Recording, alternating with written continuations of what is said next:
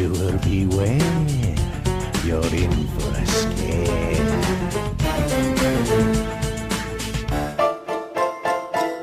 Hey, what's up? I'm Allie and welcome back to my channel. As you can see, I challenged myself to read all 62 original Goosebumps books. I just finished them. I actually just did the outro and everything to this in the last 6 reviews, and so I'm filming the intro now while I still have the momentum at this point because this is a rough one. I can feel the editing is gonna hurt me on this. This is a challenge I decided to do mostly for nostalgic reasons and just to see what Goosebumps books were good and which ones were bad, because I know they're not all bangers.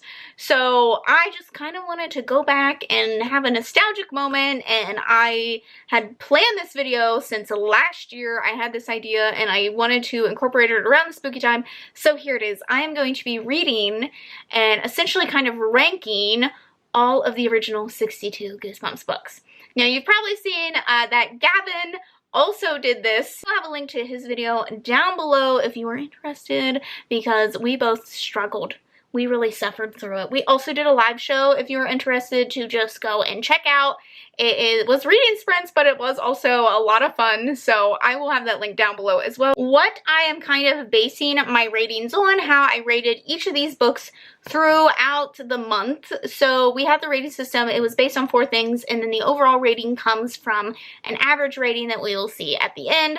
But basically, were you in for a scare? And this is just what was the plot like? Was it spooky? What was the atmosphere like? How did that work? Did anyone beware?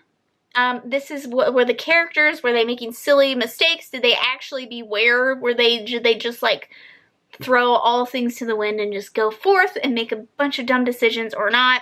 Were they annoying? And then did it give you goosebumps enjoyment? And I think I end up mixing up some of these questions a good bit, but just letting you know that it's based on plot, atmosphere, characters, and enjoyment. I don't think it is any surprise that I'm a 90s kid, and the Goosebumps holds a massive amount of nostalgia, especially for us 90 kids. So I really wanted, I've been collecting the books, and this was kind of an excuse to actually read what I have collected and collect more. So I have been doing that, and I've just been loving all the nostalgic icons and whatnot that are associated with Goosebumps, and I've just been loving it lately. And that was pretty much all going into it. I have no like critical or analytical or scholarly reasons for doing this, just for funsies, for shits and gigs, will you? So let's go ahead and get into this very long vlog. Obviously, we have to start this off with me saying that I don't even have footage from this first one, but it was mostly just me already saying that I read this last year, so I didn't feel the need to reread it. It was still really fresh in my mind. This is about a family that moves into a new house, and things are just spooky, and they think there might be ghosts involved. There's also a graveyard, and there is an actual death. I think this is the only one where like a really creepy death happens. I will say, welcome to Dead House. Were you in for scared? The overall plot it's okay. It's pretty typical of like a creepy house and whatnot. I'm gonna give it a 3. The atmosphere, because it's kind of spooky, there's these ghosts, it's a graveyard, I'm giving it a 5. Did they beware? The characters were okay. They were fine. They were a little silly at times. And then overall, my enjoyment, I really enjoyed reading this when I read it, and I give it a 5. Wasn't even recording. Oh my god, I wasn't even recording. Oh my god, I wasn't even recording. Well, she said, twisting the white phone cord around her wrist. Kids today, they're not gonna know. They're not going to know. Mother was calling from a payphone. The nostalgia. I don't even know the last time I've seen a payphone. Do they even have them anymore? They just like disappeared. They just disappeared, I swear. Hi. I literally just started filming. Can I help you? Yeah? You got a lot of things to tell me? Since I finished Stay Out of the Basement, it seemed that my plant room was probably the best place to talk about this book, considering that it is basically about this kid's, their dad gets fired. He's a scientist and he gets fired from his job and he starts working on plants in their basement, and things are weird down there, okay? There's breathing and moaning and who even knows what else happening within the basement. So that felt fitting to be around all of this. With the rating system that I'm doing, as for the actual plot, I don't think plants are super terrifying. I don't have any kids that are like scared of plants. And as you can see, they tend to be quite calming, actually. I do think it'd be weird if you could hear them breathing, but I'd probably just be like, oh my god, my baby, my baby. That's probably what I would be like, you know? I wouldn't think anything of it, to be honest. And the vines do kind of have a mind of their own at times. So I don't know if I'd be like super worried about that, but I do remember this being a little bit of a trope in some of like more mystery, I feel like, genre kid stuff when I was younger. I feel like there was an episode in Scooby-Doo or something where the vines came down and stuff like that. So it's not like unheard of. I just don't think it's an overly spooky type of plot. However, there is another part of this plot, spoiler, that the dad might not actually be the real dad anymore, which is a terrifying thing, to not know if your parent is actually your parent anymore. So for that, I feel like I have to bump it up, and it might be between a 3 and a 4. I think I'm going to go with a 3. Again, I don't think it's overly terrifying, but I do think that one aspect does make it more scary.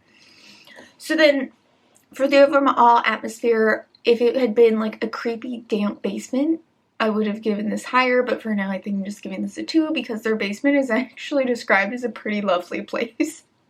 There's like a rec room and like shelves of toys and stuff, so besides like the plants and stuff, there's nothing really creepy about the basement, so the overall atmosphere isn't really there. They're in there just hanging out in their home most of the time, so. Characters, I really like the characters in this. Did they beware? Yes, they did. These were very smart kids. They were cautious of everything that they were doing. They were constantly questioning things. They were on the lookout. So I definitely think that the kids, they were very strong-willed characters as well, and they weren't afraid to do what was right. So I really like these characters. The characters are getting a 5. And then the overall enjoyment, I actually really enjoyed this. It was a little slow in the first half as it builds up, but I was actually a little scared as the story progressed. And there's a scene in this that I think could be qualified as kind of gory and was a little terrifying to read about. So my overall enjoyment was probably a 4 or a 5. So yeah, I really enjoyed this. It's really hard to rate my enjoyment right now because I've only read 2. So, I mean, I really enjoyed the story. So, just because those other things might not have been 5s doesn't mean that it didn't matter to my enjoyment. So, I was gonna try to make my plants eat me, but I don't want to disturb them.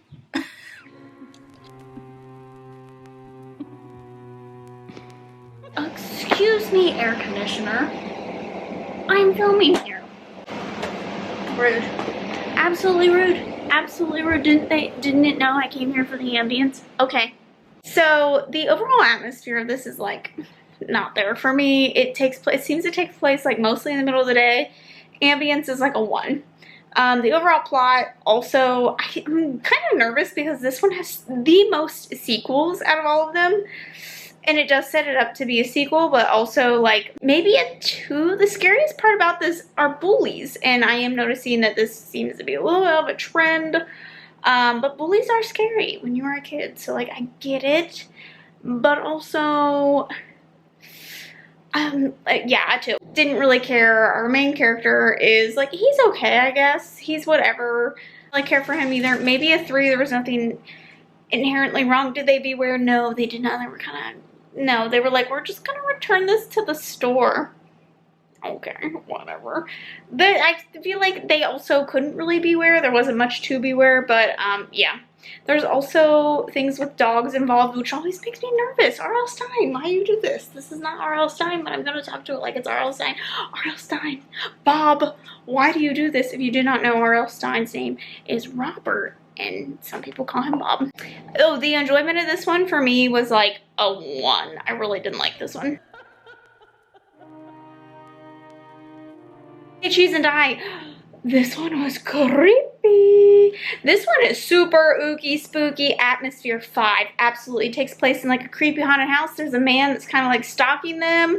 Things happen that are really creepy. The camera, when it takes pictures, bad things happen. The atmosphere is creepy. The plot is really creepy. There is some suspense happening. 5 for the overall plot. Characters, did they beware? Kind of. Our main character does. He's very nervous about everything. His friends, they're kind of dipshits, okay? But, you know, one thing that I've really appreciated is R.L. Stine constantly pairs up a girl and guy kind of pairing, at least so far. And I love that because my best friend, when I was growing up, my very, very best friend was a guy. And we always joked that we were twins. And I don't know, it just feels very reminiscent of my childhood. So I really appreciate that. So this one I feel like is also a classic. We see this image on a lot of stuff. This one is so good. I really, really enjoy this one. I do. It is set up again. R.L. Stine does a really good job of setting up just in case he wants to do sequels, and I do think this one has a sequel, but I really, really enjoyed this one. This one was like a 5 all around, honestly. I really, really liked this one. I really like the premise. I really like the atmosphere. I really like the characters. Yeah. Also, we got this wine, and I thought it was like my normal wine. It's not like my normal wine. It's twice the amount of alcohol as my normal wine. There's this one. Actually, I'm gonna finish. How much time is left? This one is so scary. This is the mummy one, and it is so scary. I'm whispering because Brian went to bed. Look at my nails. Can you see them? Excuse me. They say Goosebumps. I'm working on my Bujo spread too. Hey, this one was so good. This one's so good. It's interesting that they didn't make this one into a TV show. Atmosphere, 10. I could give it a 10. Takes place in like a pyramid. Living out my childhood dreams. That's what I wanted to do. Me and my best friend would always talk about. We would go to see the pyramids together. Anyway. Yeah, atmosphere, great. Spooky. Fantastic. Did the characters beware? Kind of. This was a little more informative than the other ones. Talking a lot about the area and the history and whatnot, which is pretty unusual, I feel like, for R.L. Stine to do. So the characters kind of knew what they were getting into. Did they beware? Not always. Not always. The main character did. His cousin, not so much. Maybe a 5. The plot? The plot. Okay, so like, I feel like a lot of times R.L. Stine does kind of like supernatural stuff. Not this one. Honestly, not this one. And it's kind of terrifying because like they could like literally die. And it's very realistic. Spooky, spooky. 5. My enjoyment, 5. I love this one. This one was like top tier in enjoyment level for me. Don't know how we're going to surpass that one, honestly. I really, really, really, really like that one.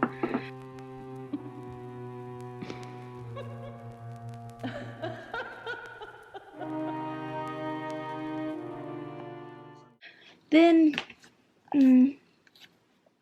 let's get invisible. This one's pretty boring, honestly. Atmosphere takes place in an attic, which you think would be creepy, not a cobweb in sight. I mean, there might have been one, but like, not enough for me. No. Atmosphere is like a 2. It's an attic, but not really, kind of deal. Characters, did they beware? No, they were fucking dumbasses. They were being dumbasses the whole fucking time.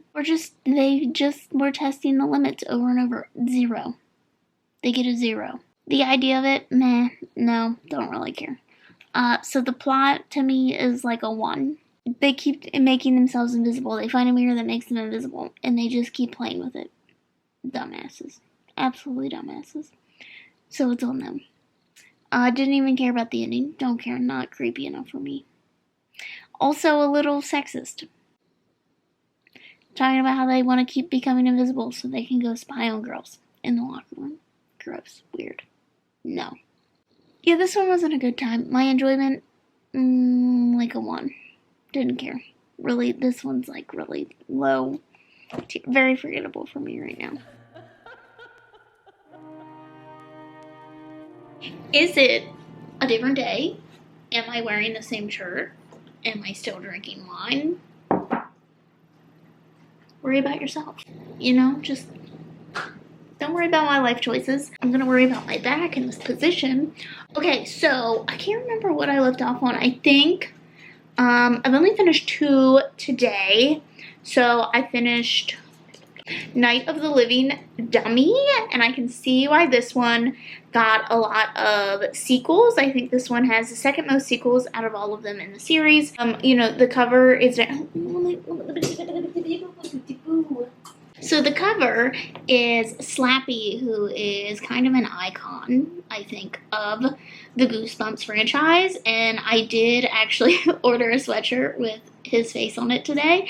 And he also is kind of the face of the bigger movies that came out. So, yeah, this is about twin sisters. One finds Slappy in a dumpster, and the other one feels left out, and as her sister is getting all this attention, is doing these really funny ventriloquist type things.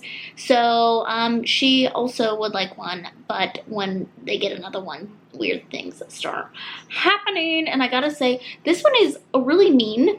The jokes that are said are really, really mean.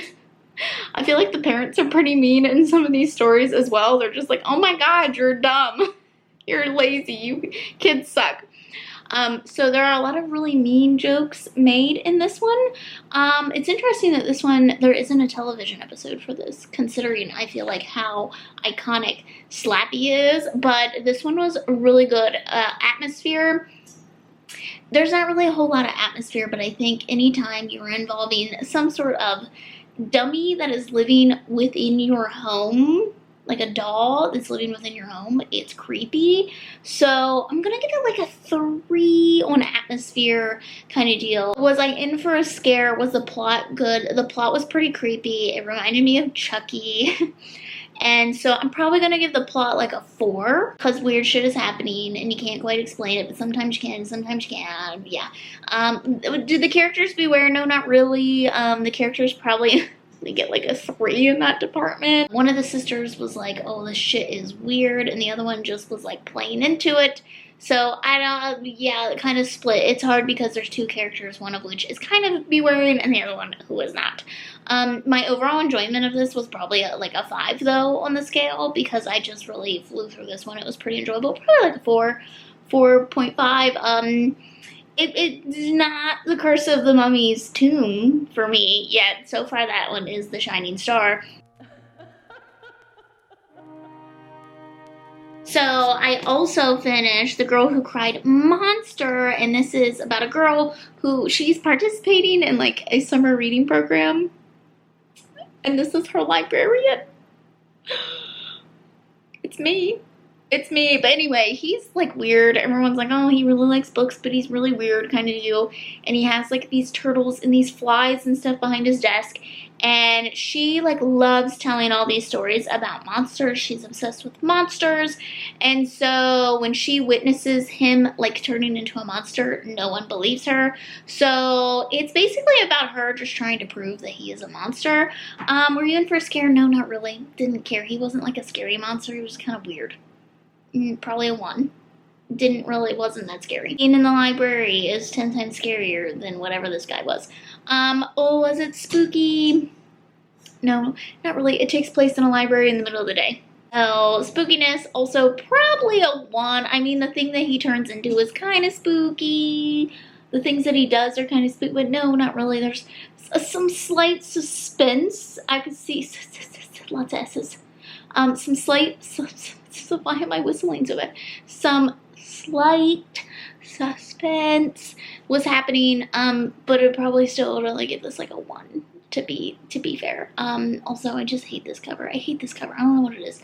Did anyone be aware? No, this bitch was just like hunting him down. She was literally taking every advantage she could to be alone with him. Did it give you goosebumps? What was my enjoyment? 1. I was just begging for this to be done, honestly. I like didn't want to continue it. I was just kind of like, let's move on to the next one. Didn't really care about this one. The plot twist, there's a plot twist at the end. I was just like, it's like Bob even knew that the plot was just like ruined and he had to come up with something to fix it. The plot, yeah. Gosh, I just got home and I got mail. And I think this is some exciting stuff. Yes! Do you see that? Okay, how do I open this? This is a new sweatshirt. A lot of my sweatshirts are getting like really worn. Yes.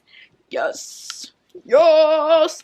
It's a lot more, I think, yellow than I was thinking. Like, this is a very nice cream. And then it goes into like kind of this like yellowy orange. And of course it's got Slappy on there. Slappy! I spent way too much on this. Oh, but I love it. It's an interesting color choice because like I know I always associate just like green, purple, and black. And sometimes orange with Goosebumps. Which is weird because like most of the books are actually not those colors. A lot of the books are like blue and brown. Anyway, I'm so happy. Gavin tweeted today that apparently we should be on at least like book 15 at this point. I just finished book 9. And that is Welcome to Camp Nightmare. Okay, so I think if Stephen King would write like a children's book, which I think he has done something. Anyway, this probably would be it, just based on the plot twist that happens at the end. Made me think of another Stephen King that I read and didn't enjoy. But this one is about a boy who goes to the summer camp and the weird things automatically start happening, like no one's answering them, weird, you know, just weird stuff, and kids start disappearing. The counselors don't seem worried about it. They're told like there's certain things that are like forbidden. There's these weird things that like the counselors do, like it's just weird. So yeah, there's that. Honestly, this is probably like a 3 all the way across the board for me. The atmosphere would have been spookier.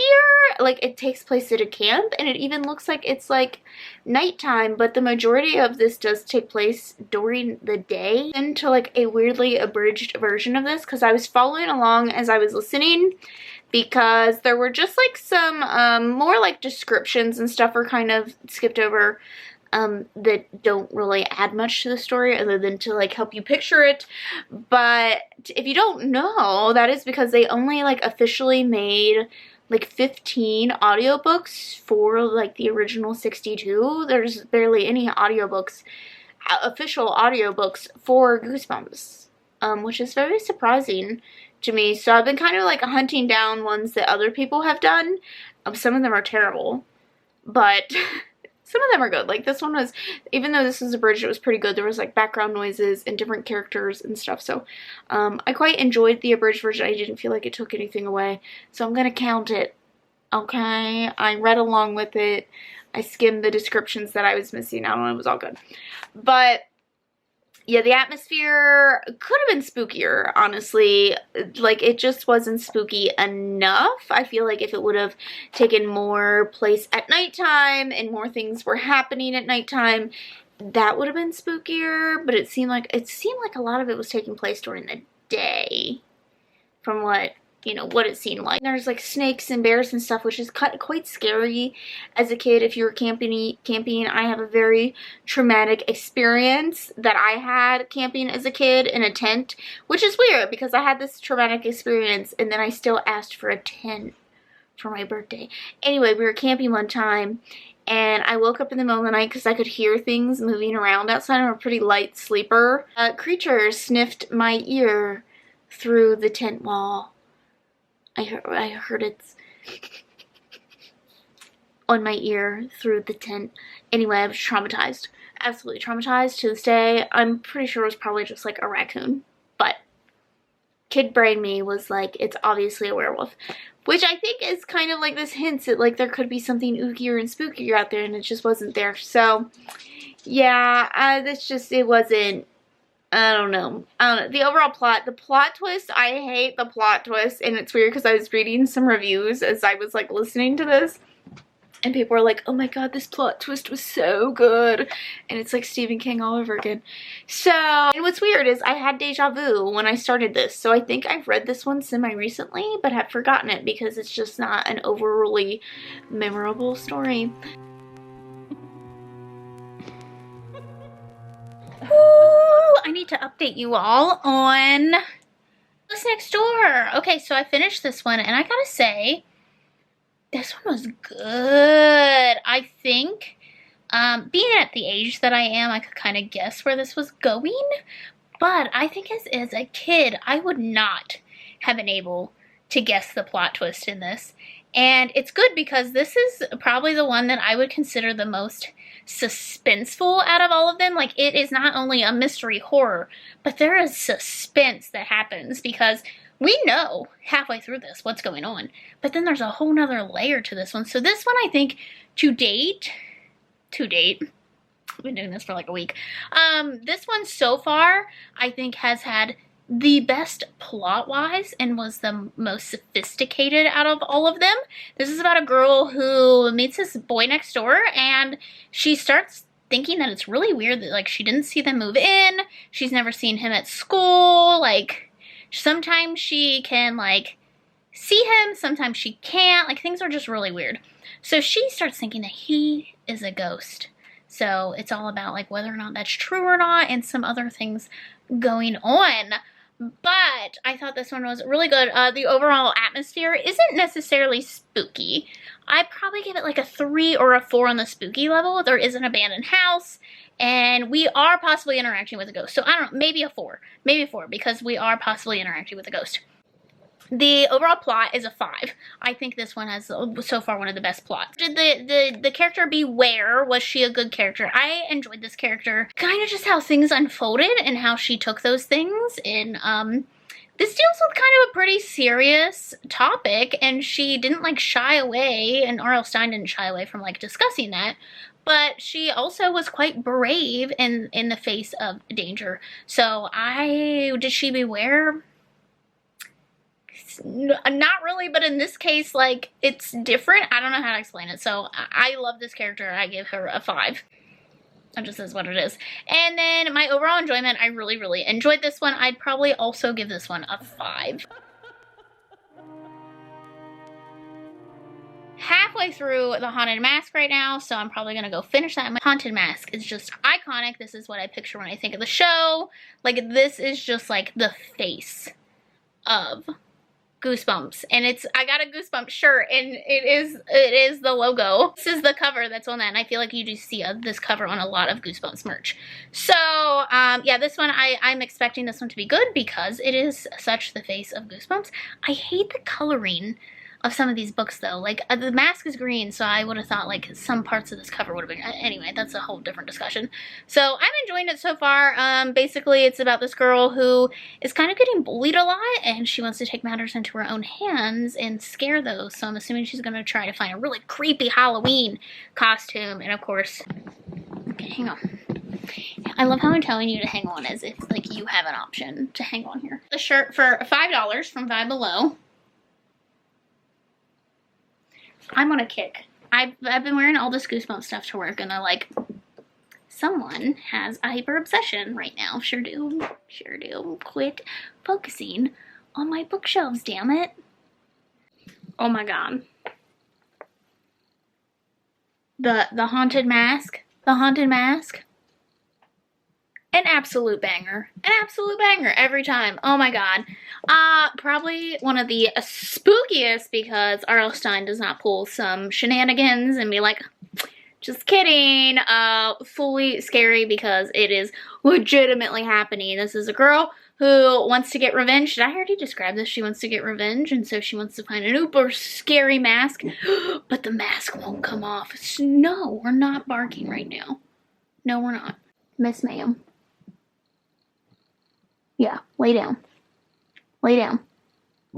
No. Absolute banger.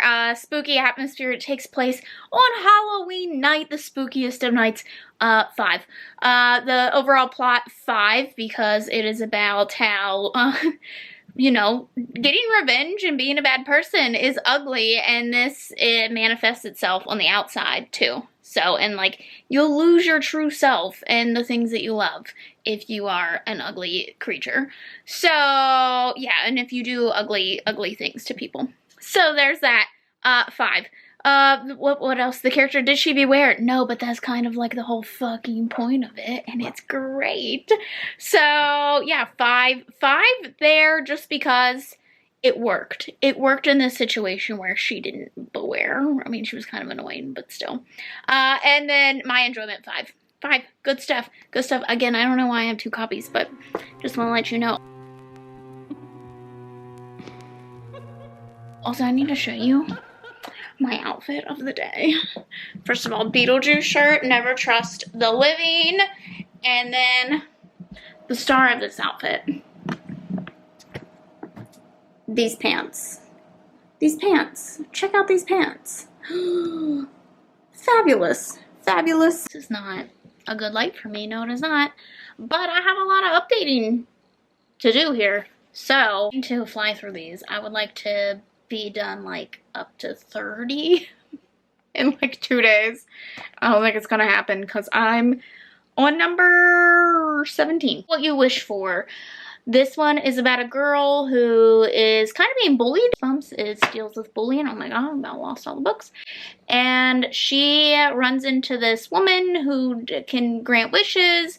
And so she basically bases her wishes around her bully in some way, shape, or form. And of course, they all backfire.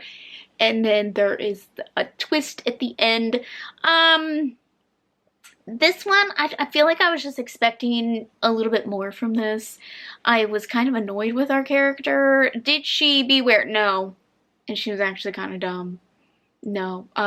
One all around. And she did not ever think anything that she was wishing for through. So there was that. The overall atmosphere of this isn't really there. Maybe a 2 because when we are hunting down the sorcerer, the sorceress, it's kind of a spooky atmosphere, but other than that, no, not really. Did it give me goosebumps? No, because the wishes aren't scary. It's more like her moral. She has to look at like her morals and really decide what she wants to do with those morals. So this isn't so much like an ooky spooky kind of book. So no, the goosebumps weren't really there either. Maybe also like, I don't know, I think I would give this one a 1. This is a 1 because it's more of like how your actions can hurt other people in some way, shape, or form. And also just be careful what you wish for because you never know how that's going to manifest. Overall, this one's probably like a 2 for me. It's pretty forgettable. I wasn't super invested in it.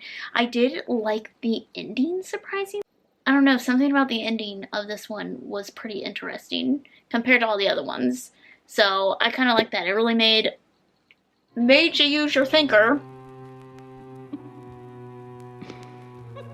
And we had Piano Lessons Can Be Murder.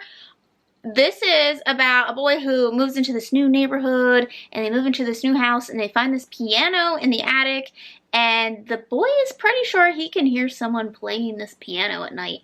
His family, like, just does not believe him. They think he's interested in taking piano lessons, so he starts taking piano lessons, and then, he gets a teacher and he's going to go to this piano school, and he starts hearing these scary things about this piano school, like the fact that like people don't return from there. So this is the first one where I feel like we've had like a really double the scare going on, because we have this ghost and we have the possible murder school happening. Did this give me goosebumps? Yeah, this one was freaky. I think goosebump wise, this one's probably 5, because when you got the attic, it takes place at night. There is a ghost, a very creepy ghost. You got the fact that like his parents aren't listening to him. You have the other elements, scary teachers and whatnot happening. So this just like packed it all in there. Did he beware? Yeah, he was kind of freaked out and like didn't want to deal with things at times. He was still trying to like make his family happy and whatnot, but like overall, yeah, he was, you know, he was like, something is fucking up, something's up, man. So I don't know, the character, I'd probably give him, you know, I'm gonna give him a 5. I'm gonna give him a 5. I think that he was an interesting character overall. He was annoying, but he was still interesting. And then what else was happening? The overall plot in this one I thought was really good. Actually, I really enjoyed this one. And I thought the double scariness was going on, and honestly at a younger age I don't think I would have seen the plot twists that were going to happen in this one coming, but being of the age that I am, I knew where it was headed. But I do think at a younger age I would be like, oh my gosh, like this is crazy. And it's probably the only ones where it's like all the information is laid out so you could possibly see it coming. So this one I feel like was better written than most of them. So my overall enjoyment of this is probably, I don't know, probably a 5. Probably 5. This one is a really solid one. Not expecting it. Piano lessons can be murder, but it might be because I have a special place in my heart for piano, so I would love to learn piano, and this just made me, you know, I was like, I want to go do that. I don't want to go to a murder school, but I would like to, you know, learn some pianos. I gotta go. I gotta do this quickly. My battery is running low. Werewolf at Fever Swamp, I feel like this one is classic Goosebumps cover, and you know, this one's spooky. It takes place at a swamp. We follow a family that has just moved here, and they're there for, their dad is like a scientist, and they end up finding this stray dog, and then animals start being killed. This one is a little scary, extra scary, because I do think the animals being killed, you know, that's not good stuff for kids. So I do think that this one's pretty scary. And then of course you have the possible werewolf. You also have a neighbor who is acting highly suspicious. So this one, I thought the atmosphere, absolutely. You know, did it give me goosebumps? 5. I thought the atmosphere was ooky spooky. The overall plot isn't, I've never been one to be drawn to werewolves. I don't really care about werewolf stories, to be honest. So to me, I didn't really care for this plot. It might be like a 4, but I do think that it was pretty interesting, and I do think the ending is something that would keep kids like guessing, and they would be like freaked out by it. So I do think that that did really well. I'm trying to think what else. The characters, I didn't mind the characters, probably going to give them a 3. They were kind of bewaring, but also like wanting to go out and figure out who the werewolf was. So like they weren't fully bewaring, but it was mostly because he wanted to prove that like his dog wasn't a werewolf kind of deal. So like I get that. But yeah, probably a 3, because he's just like, yeah, let's go out in a full moon and do shit. Why not? And obviously he is stupidness is rewarded. So the overall plot of this, my overall enjoyment is probably a 4, maybe. Yeah, I don't know, not my favorite for it being like one of the big classic ones. I feel like one of the more well-known ones. You Can't Scare Me, this is one of the ones I have a newer edition of, and honestly, looking at this one, I was like, I don't even remember ever knowing of this one or seeing this one or hearing of this one. This is just a very unmemorable one, and honestly I felt that way about this. Basically this is about a group of kids trying to scare a girl because she is a know-it-all, and they were embarrassed by her like once. And basically we were following a group of bullies is what we were following as they try to scare this girl by using their own fears, and like she's just using reason. So they're trying to scare her with all these animals, and she's just like, this snake is harmless, these tarantulas are harmless, like things like that, and they are just like getting so frustrated, so they concoct this plan. They know that she believes in these mud monsters that are near their house, so they concoct this plan with that, but you know, things might go awry. Honestly, this one, the overall atmosphere isn't there for me. A lot of it takes place during the day. I could see a lot of kids being really creeped out by the snake and tarantula factor, but I do think because we have a character that's like, no, like they're fine, it took away from that. So the Goosebumps aspect, not there for me. Maybe a 2. Maybe. There's a few parts that take place at night, and that might be it, but the rest of it, no. No, I hated every character in this. A 1. I did not like them. They're not good role models, that's for sure. The overall plot of this one is probably like a 2 for me, because the main aspect of this doesn't even happen till the very end. The very end. And it's not even that like we have all this build up and nothing. It's not, and then it's over. It's over. Right there. So yeah, this one, the overall enjoyment, I just wanted this to be over. Like a 1. There's probably a reason this one is very forgettable.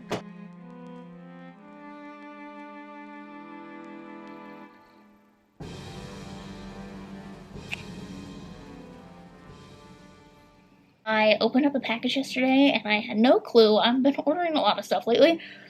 I had no clue what to expect, but Chris sent me a gift. And it is one of the Goosebumps tins, and it does have, it's very shiny because I'm going to just leave the plastic wrap on it. I'm going to use this more as a display piece, but it is this really cool tin, and it kind of looks like a Goosebumps book, but it has several of the books in it. This one has Stay Out of Basement, The Werewolf of Fever Swamp, Haunted School, Piano Lessons Can Be Murder, and The Cuckoo Clock of Doom. And I've enjoyed most of those so far. So, but yeah, I'm just going to leave these in here, leave the wrap on it as well. So, thank you so much, Chris. That is awesome. I can't wait to like just display that. Just to update you, welcome to Horrorland. So this is about a family who is looking for some sort of park and they get lost along the way, but they come across a sign for Horrorland. They decide to go there instead since they can't find the other park, and they get there and of course there's all these signs, and it's kind of like all these creatures walking around, and the signs are basically like, you know, if you do this, you might die kind of deal. And they just keep going about their way. They think it's a good time, and then they realize pretty quickly that things just aren't quite what they seem, and the park is actually kind of terrifying. Were you in for a scare? Was the plot good? This one I think was more fun than it was scary at times, and I think there were too many weird plot twists that kept happening that like it kind of took away from the story. If there would have been 1 or 2, but it seemed like there was like 5 back to back to back, and it just like was kind of like, okay, whatever.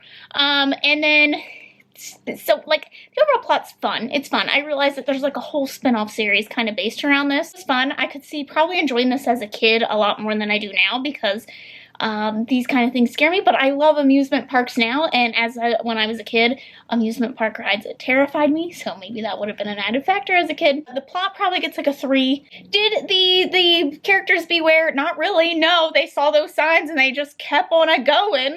So, no, they did not, and even, they were constantly tricked, constantly. They get like a 2. Spooky. What was the atmosphere like? It takes place at an amusement park, and it really honestly wasn't that creepy. I'd probably give it like a 3. Some of the rides were a little scary, but like not really. Actually, they were worth it. So I think I'm gonna give it a 2 because I didn't think that they were scary. They were kind of fun. So there's that. And then my overall enjoyment of this was very meh. I think I'm gonna give it a 3. It wasn't bad, but it wasn't like great. The ending really just, like, I probably would have enjoyed this more, but the ending was just so bad to be, in my opinion. The ending was not a good, it was not a good time. Then we have Why I'm Afraid of Bees, and you can just tell what to expect from this. It's got like Asa Butterfield on a bee's body. To me, oh my god. Were we in for a scare? What was the plot like? absolutely terrible. This is about a boy who wants to swap bodies because he's being bullied so bad. So he wants to swap bodies and see what it's like to not be bullied. And so he goes to this body swapping lab, and they just let children do this all the time, apparently, and accidentally gets swapped with a bee. And then he has to spend his time as a bee. And honestly, it was just weird. It was just weird. It wasn't scary, so atmosphere was like a 0 to me. Wasn't scary, it was just kind of weird, and I guess it would be kind of scary if you were never gonna go back to your body, but like, no. Were you in for a scare? 0.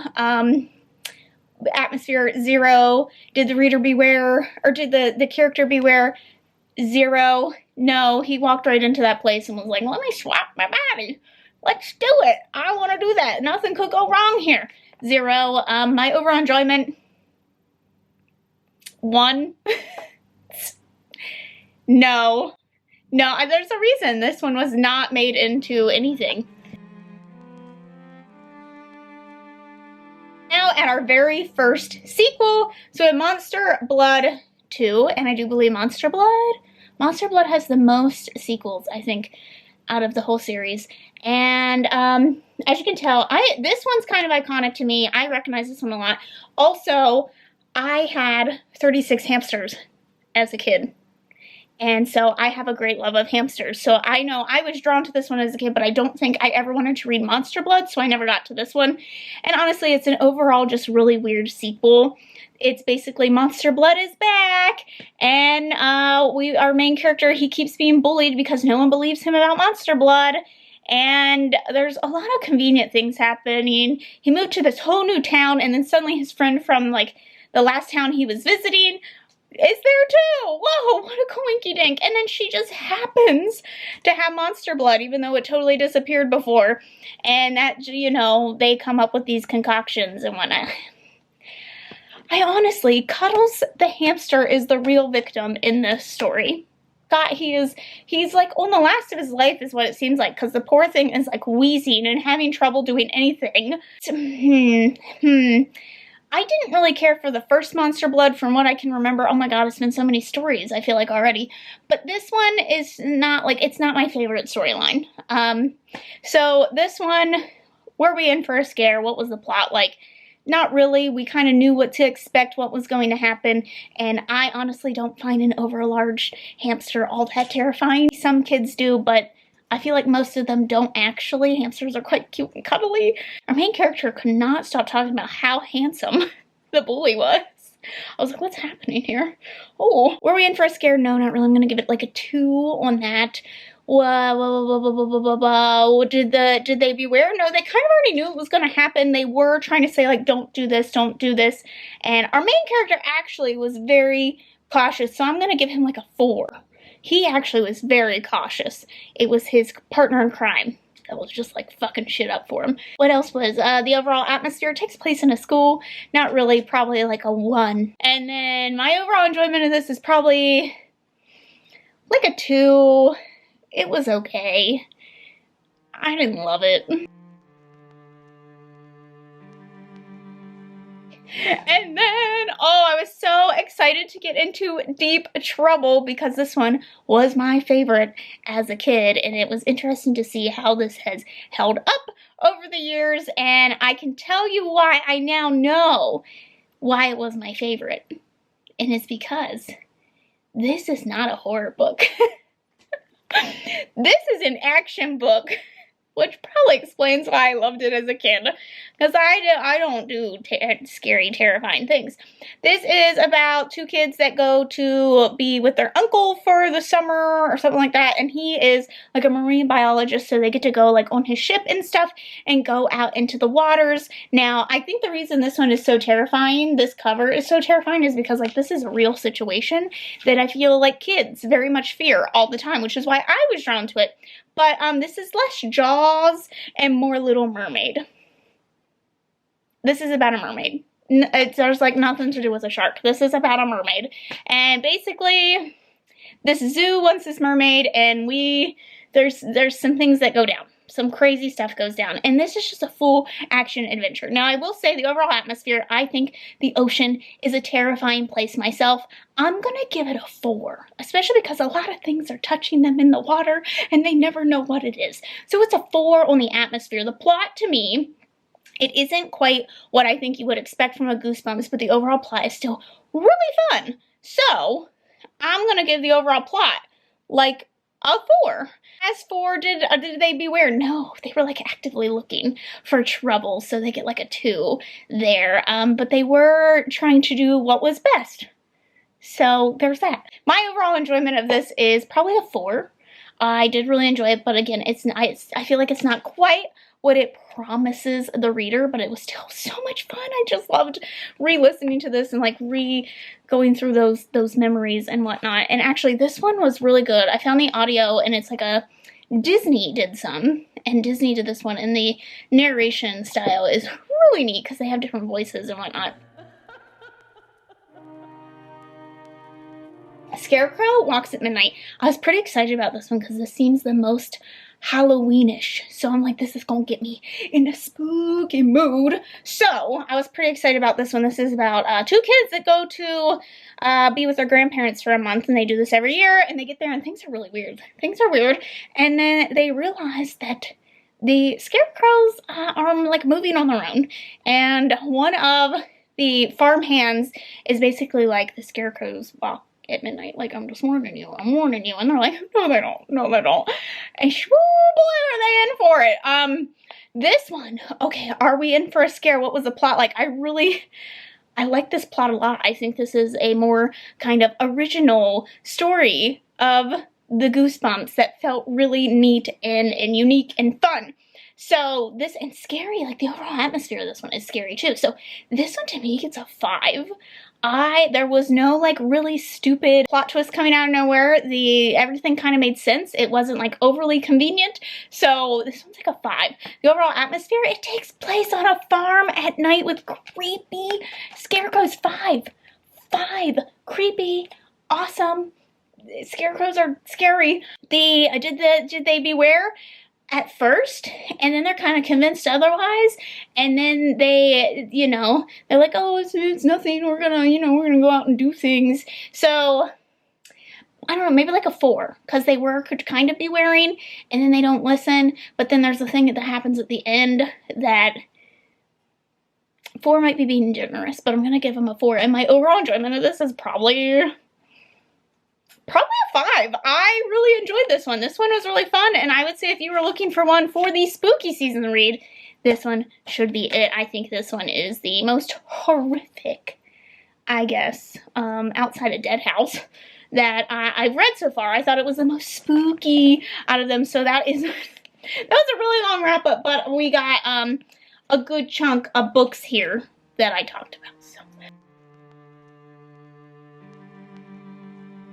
I'm going day drinking, and then I'm coming back and doing our Goosebumps live show. I think Gavin's on like the last 10 books, and I just hit 20. Only 40 books to go. I am currently doing the live stream with Gavin.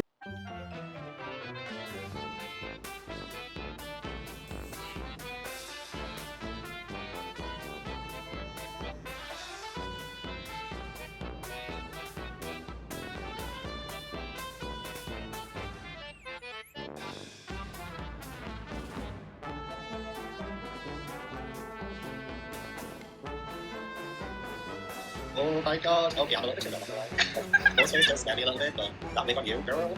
It's your best look. You've never looked better. What are we doing? Chilling and killing it! Yeah! These berries and shivers down my spine. Tonight. I did want to do a quick update. Finished Go Eat Worms, and it was not good. This is about a boy who's like obsessed with worms, and then like worms just start appearing places. That's it. Like, that's the plot. Plot 0. The characters, did they beware? What was there really to beware? 1. So, did I enjoy it? No. 1. No. Well, okay, so I could see this being, did it give me goosebumps? I could see this being creepy because the worm scenes are really fucking gross. So like, yeah, 5. 5, because the worm scenes are fucking nasty. Started Ghost Beach, but I did read this relatively recently, and I got like 50 pages in and realized, and I was like, oh yeah, I remember all this now. And I did look in the back to see if what I remembered was correct, and it was, so I am not going to read this all the way through because I remember most of it. The overall atmosphere is scary because it's like there might be ghosts on the beach and there's bones. So like the plot itself is probably like a 4. Are you in for some goosebumps? 5, I feel like. The ending actually makes sense in the grand scheme of things, and also enjoyment. I remember enjoying this. I'll double check my Goodreads on this, but I do remember enjoying this, so I want to say it was probably a 4 or a 5. We got lovely people in the chat, well, and Gavin. I'm just like really bad at doing updates because I have to update you on all of these. Oh, also look at this, look at that little snoozy baby. Oh my god, snoozy baby, so cute. Okay, anyway, let's get into that. I was pretty excited about this one because it is basically a continuation of the first Mummy one that we read. What one was that called? When was that one also? The Curse of the Mummy's Tomb. We follow the same characters, and we were going into another tomb, and we were opening up a tomb, and apparently there is like a curse or whatever or whatnot, and so we're getting into that, and it was just as fun. I do think that I tend to like the ones that are a little more adventure based, so I did enjoy this one as well. The overall storyline for me, like the plot of it, it was okay. Like, it's just a continuation. It's fun. Probably a 4. Wow. Was it spooky? What was the atmosphere like? I think anytime you're in a mummy's tomb, it's pretty spooky. So I do think I'm gonna give it a 5. Did the characters beware? No. I mean, this is their second time doing this shit. They did not. Like a 2. It's a 2 for me. And then did it give you goosebumps? And that's just basically my overall enjoyment of it. Probably a 4. Probably a 4. It was fun. Good times. Oh my gosh. Oh, so sorry. I'm moving everything around. I don't remember if I talked about Phantom of the Auditorium. I had read this pretty recently, so I didn't feel like a total reread was necessary. I just went through and kind of skimmed it. The overall plot, it's basically a Phantom of the Opera retelling. It's probably like a 4, maybe, for me. We'll go with a 4. We'll go with a 4 because it takes like place at a school and it's kind of creepy. It's spooky, not really. Probably like a 3 on the spooky list, on the spookiness level. I think did they beware? Not really. They were kind of gone. They went and like looked for him and whatnot. Probably a 3. This one's just a very like mediocre one to me. My overall enjoyment, I think, is probably also like a 3 compared to pretty much the rest of them. Like, it's just a very mediocre Goosebumps book. My Hairiest Adventure, God, I was just like so not looking forward to this one. Just like, look at it. No. This is about a boy who, him and his friends put on this like expired suntan lotion, and it's like a fake tan, and then he starts getting like, he's like, the hair starts growing on him. Anyway, you in for the scare, the overall plot. So there is a plot twist in this, which I thought was like kind of cute. It was a kind of cute plot twist, you know? It was an interesting plot twist. It wasn't like totally out of left field. It still made sense, and I was like, oh, okay. But it doesn't change the fact that the overall story up to that point is pretty stupid. It's like not a good, it's no. Like, no, like he's just worried like, why am I growing arm hair and my friends aren't? And then, like, my friends are disappearing. What? Yeah, no, I'm probably gonna, this is like a 2. This is like a 2. The plot's like a 2. Actually, I think the plot twist saves it. Because the rest of it's bad. Like, just to get to that point is just bad. Did they beware? No. I mean, they couldn't beware. They didn't know what they were gonna get into. But I'm probably gonna give it like a 2. You know? The overall atmosphere is like a 1 for me. It's a 1. It's suntan lotion. It's not scary. And then my overall enjoyment of this is probably also like a 2. It wasn't that good. It really wasn't. And we have A Night in Terror Tower, and I know this one is Gavin's favorite, so I was pretty excited to go into this one. And the audiobook for this one is one that Disney had done, and it's really fantastic because it has like a full cast, so that was pretty fun. But basically these kids like go on a field trip to like this medieval type palace, and then they find out that they have like gone back in time kind of deal and are like in this medieval time. So this is the only one that I feel like really does something totally different than all the other ones, and I can see why it stands out. Was I in for a scare? I mean, this is the one where they're like basically up for execution, and it's a countdown for the execution, so like it's kind of scary. I give it a 4. On this, like the overall plot is pretty interesting. Like again, it did something different. It's kind of scary, like a 4. Was it spooky? The overall atmosphere of it is probably a 5. I mean, like an execution, there's like a dungeon master. We are in a time period that like don't know what the fuck is happening kind of deal. So probably a 5 on that. Like it was pretty interesting. Again, one that I feel like is a little more adventure based. Did they beware?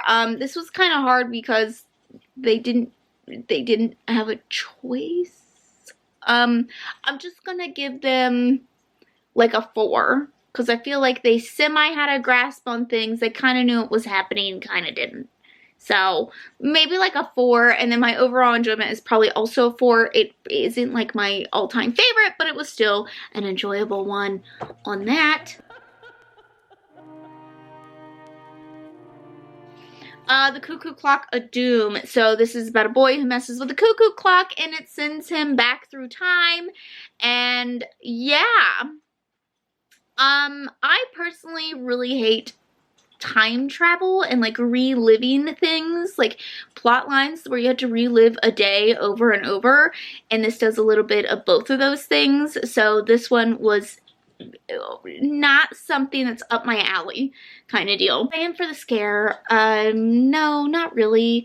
I think the overall plot has been done before. It was a nice attempt at it. Like I get why it's here, but I don't really care. Like a 3. It's again, it's been done before. It is what it is. 3, it is a little scary because we are counting down to the point where like he's not going to exist anymore. And I do think that there is like a plot twist in this that is like, oh, our main character is not very nice either, apparently. So there was some plot twist with that. But yeah, the overall atmosphere again, maybe a 3. Just because we don't know. I mean, we know, but like kids might not realize, you know, he's gonna make it in time. So maybe like a 3. Actually, no, let's make it a 2. Let's make it a 2. No, it really wasn't that spooky. Did he beware? No, actually I'm gonna give him a 2 on this one too because he fucks with shit, you know. He messing with time too much. And then my overall enjoyment of this is also probably a 2. I didn't really care for this one. Also, I realize that my enjoyment is probably going to be harder to rate as I go because I'm reading the same story over and over and over again. So like it's going to look like these books are going downhill, but really it's just I'm just reading too many of them. So then we have Monster Blood 3. Oh god, why is this the one that gets the most sequels?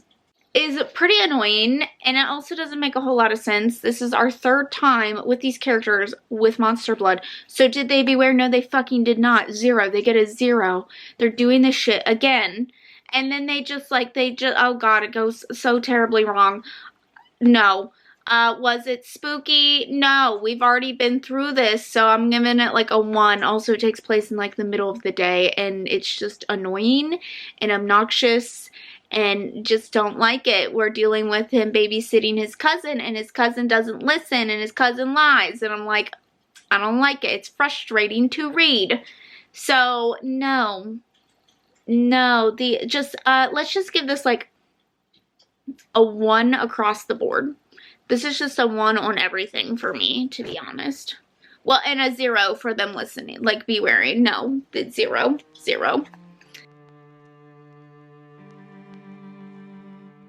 Oh, I missed Attack of the Mutant, which was number 25. I don't actually own that one because I could not find a physical copy of it, and we're getting into the ones that I don't own yet. So Attack of the Mutant, though, that one was like basically, I don't even remember, I didn't even read it that long ago, but it's like he's really into comic book characters, and he ends up going into basically like the comic and like living out the comic kind of deal, and like the villain type. Were we in for the scare? I didn't care for the plot. 2. Did he beware? No, he like went actively looking for it, like a 2. Was it spooky? No, I didn't think so. Like a 2. My overall enjoyment, like a 2. Yeah, 2s across the board on that one. I really didn't like that one that much, and it's probably one of my least favorite covers too of the group. Then we have It Came from Beneath the Sink, and I didn't know what to expect from this one. This is basically they're moving into this house. There's a lot of these stories deal with moving into a new house. New houses for kids are scary. Like, I get that. As we've seen, bullying was a really big factor in a lot of these, and then also like moving.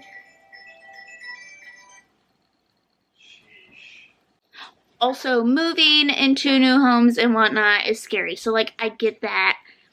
So, I know why they are in a lot of these. So, we're moving into a new house, and they find the sponge beneath the sink. But the sponge, like, lives off of chaos. And it's, like, living and breathing. And bad things just start happening all the time. And this one, I thought was kind of neat. Were we in for a scare? I kind of really enjoyed the plot of this, of taking like a basic household thing, and like what kid isn't like terrified of like cleaning their house, you know? So why not take like a basic thing and make it terrifying? And I was kind of here for it, you know? It was kind of fun to see that.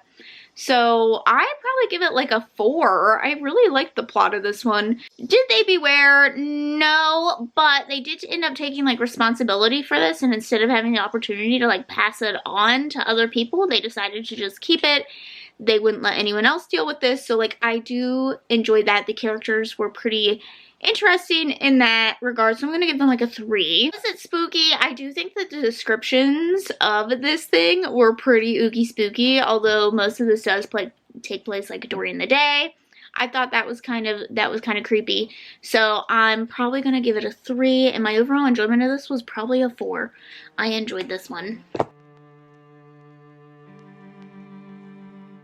Then we have Night of the Living Dummy 2. I was really excited about this one because I enjoyed Night of the Living Dummy 1. And this follows a new set of characters, and Slappy is now the company of this other little girl, and then he is wreaking havoc on the house, and her parents don't believe it, obviously. This one infuriated me to no fucking end. I was so angry reading this whole damn thing. And what sucks about this is that this is probably my favorite cover of the bunch, and I like fucking despise it. I despise this book. Oh my gosh. I think the overall story for me is just like the never-endingness of like the parents not believing, and just like the gaslighting essentially to this poor young girl, and then they're just like, oh no, she's crazy. And I just like was so frustrated. So like the story was bad. It was just like I hated every part of how it was written. So were we in for a scare? Technically, the overall creepiness of Slappy is still there, and it's probably like a 3. Did they beware? I mean, girlfriend tried. She was trying, so, you know, I gotta give her like a 4 on that. She was really trying to control Slapperoo. And then The overall atmosphere is probably like a 2, but like also it's terrifying for kids, you know, to not have their parents believe them, believe the worst in them, blah, blah, blah, blah, blah. But like overall atmosphere is probably a 2. Was it spooky? Like a 2. And then my enjoyment was like a negative experience. But I'm going to give it a 0. I was genuinely so frustrated reading this one. Okay, The Barking Ghost. Now this is about dogs, obviously, and this is about a boy moving into a new house, and then he starts hearing these dogs, and his parents don't believe him that, like, he can hear these dogs, and that's, like, pretty much it. Something happens where he encounters these dogs, and something weird happens. See, here's the thing, I'm not afraid of dogs. Like, I would love it if I moved into, like, a new house, and it was surrounded by dogs, and I'd be like, hell yeah. Let's do this shit. So, like, to me, this isn't a fear, but I do know that there are kids that are fearful of dogs. Were we in for a scare? I didn't think so. Like a 1. I don't think the plot of this was very good. There's a plot twist at the end, and I was just like, well, shit. Well, shit. Like, that's okay. So like a 1. What did the characters beware? No, they were like actively looking for these dogs. So like a 1. The overall atmosphere, I guess, is kind of creepy. Some of it's at night, and there's like an abandoned shack, and you know, there's like weird howling happening. So like maybe a 3. I could see it being like kind of creepy in that regard. And then my overall enjoyment of this was like a 1. I really didn't care for this one. Also, why does the dog look like this? Like, why does it look like, why? Why does it have, like, Pinky in the Brain happening? Horror at Camp Jelly Jam. I have to say, going into this one, I was not excited about this at all. But this follows a brother and a sister who they're in their parents' camper on the road, and the camper detaches. And they end up at Camp Jelly Jam. And at first I was like, what the fuck is happening here? But I gotta say, were we in for a scare? There was some weird stuff going on. So like a 3. I actually like, the overall thing is that like they end up at this camp, and there's these sports, and like the best ones get to do like the champion walk or whatever, and then like they disappear. So there's obviously something weird happening here, and it comes to quite the conclusion at the end, but I was just like, all right, sure. Did they beware? I think so, because like the character that we are following is like highly suspicious of things that are happening. So like I'm gonna give her like a 5. She was like on it. She was like, something's not right, and I'm gonna get down to it.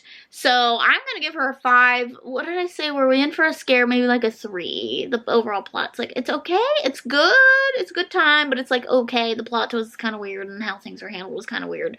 So, you know, there's that. And then, was it spooky?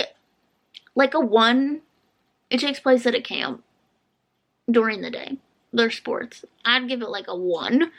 And then my overall enjoyment of this is probably a 3. Like, I actually didn't mind listening to this. The end of it, I was just kind of like, okay. But like, I didn't mind that one, surprisingly enough.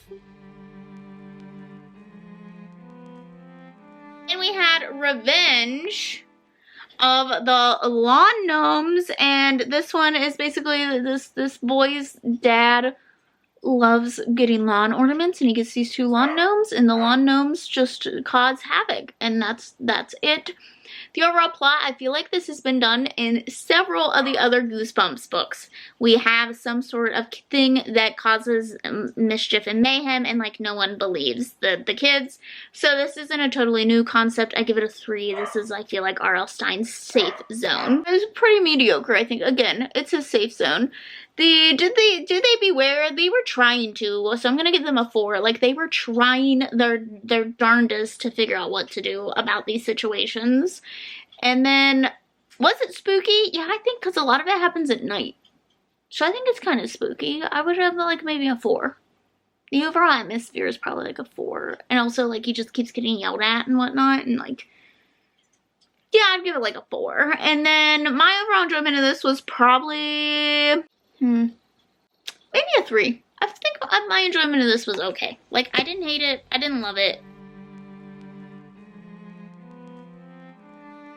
And then the Shocker on Shock Street, which I didn't know what to expect of this, but basically these two kids get to go. Their dad creates like this amusement park that's based around this Shock Street series, and I don't know if this is supposed to be a play on Fear Street or not, but it's based around like all these like horror movie franchise, and so they get to go through this like ride, and it like introduces you to different horror characters and whatnot through the ride. And of course, like, the ride does not go according to plan, and things, they're like, there's something not right about this. So I actually guessed, like, there's been so much ridiculousness that I was like, okay, the story is either gonna go this way or this way. And interestingly enough, both the things that I guessed happened. So I like knew that this was coming, but here's the thing. I liked that it did that. And it wasn't like totally out of left field. It didn't like come out of anywhere. Like, I did feel like there was clues leading up to it. So I did enjoy the plot twist to this quite a bit. And this one again is kind of horror adventure. And I liked that this one kind of took place at what seems like an amusement park thing. And I'm like, this is a ride I would love to ride. I would ride this. Why doesn't this exist? And it's based around all the things in the Goosebumps books. Like, I would love this. This would be so much fun. So we're waiting for a scare. I'm going to give it like a 4. I'm going to give it a 4. The overall atmosphere, I'm going to say 5 because, like, some roller coaster type things are scary for children, and then on top of that, things aren't going properly, that there's no one there to help them. They're in multiple areas that are, like, spooky. They're, like, literally in a haunted house at one point. Like, so I'm going to give it a 5. Did they beware? They at first, you know, I mean, they didn't know what to go off of, and then I felt like they were making the best decisions possible as they could, so, like, a 4. And my overall enjoyment of this is probably also a 4. This one was pretty fun. Actually, I might make this one a 5 because, like, this is the one that stands out to me out of this whole group. Shocker on Shock Street was probably my favorite out of this group. Not that that's saying much because there was some stinkers in here, but that one was probably, it's one that I've thought about. Like, as I'm going through these, it's one that I, like, enjoyed and thought about, and yeah.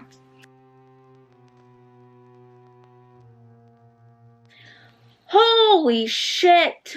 There was so much talking. There was so much talking. The problem with this vlog is that it's just gonna be talking. There's gonna be no fun parts. There's no room for fun parts.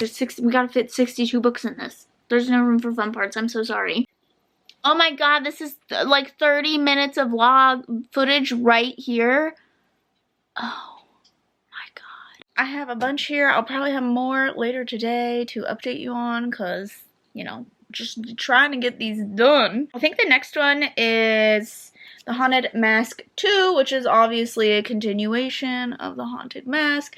And this follows a different kid who gets his head stuck on a mask because he doesn't believe the story and wants to be super scary. So, I mean, this one's pretty meh. It follows the same exact kind of storyline as the first one did. It was still pretty fun. I would say the overall atmosphere of it, was it spooky? Overall atmosphere, because it does take place around Halloween, is probably a 4. Like, it's a good time. It's fun.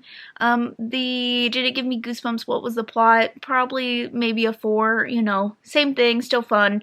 And then overall enjoyment for me would probably be, I would say a 4. Did the characters beware? No, probably like a 2. Everyone warned him and he just didn't believe it, and then like it just keeps happening. So I don't know, that's probably where I'm at on that one. We have the Headless Ghost, and honestly this one was pretty fun. This is about like, there is this like this story that this kid died in this house and he's missing a head, and they do like these haunted tours in this house. So we follow two kids as they go through the haunted tour, and they really want to go and find the headless ghost for themselves. So they spend all this time like hunting him down and all this other stuff, and then of course they come across him. But at the end was probably the best part. I love the little plot twist. I kind of figured it was coming, but it didn't change the fact that it was still fun. The overall atmosphere of this was it's spooky. Yes, I'm gonna give it a 5 because it does take place in a haunted house, and there are like creepy spots and whatnot. Did they beware? No, they didn't. They literally went looking for this. And thankfully it was like fine, but probably like a 2. The overall plot, I actually really enjoyed this one. I'd probably give this one a 5, and my overall enjoyment was probably a 4. I think at this point I'm just kind of like meh. I mean, if I wasn't so meh about the whole Goosebumps, it'd probably be a 5, to be honest. But I'm just like, you know, kind of reaching my, well beyond my limit here. Abominable snowman. The abominable snowman of Pasadena. Awful. I don't get it. These kids, they go, their dad is going for the hunt for something, and they are looking for Bigfoot, and everyone has warned them not to go, but they still go, and then they come back. I don't really know what was happening here, to be honest. I didn't really care. I also hate this cover. I don't know what it is, but I hate it. So, did they beware? No. No. 0. They never listened to anything. And then, was it scary? No, it does take place in the Arctic, which I guess, like, the atmosphere is kind of scary, but, like, not really. I give it, like, a 2. The overall plot of this one, probably a 1 for me. I really didn't like this one, and my overall enjoyment was probably also a 1. Not a good time, it was not. Another one. We're just like in some really weird territory here, to be honest. How I Got My Head Shrunken. This one's more of an adventure, so I thought I might like this one more, but I just really didn't care. It is about a boy who he goes to the island of Balladora because apparently his aunt is missing or something, and he gets a gift from her, and he gets to go, and they get there, and like he has to find his missing aunt, and there's some sort of magic with shrinking heads. This felt weird all around. I would say the overall story of this one's probably also a 1. My overall enjoyment was probably also a 1. The characters, did they beware? I mean, I don't really know. He had no choice, so like, maybe like a 3.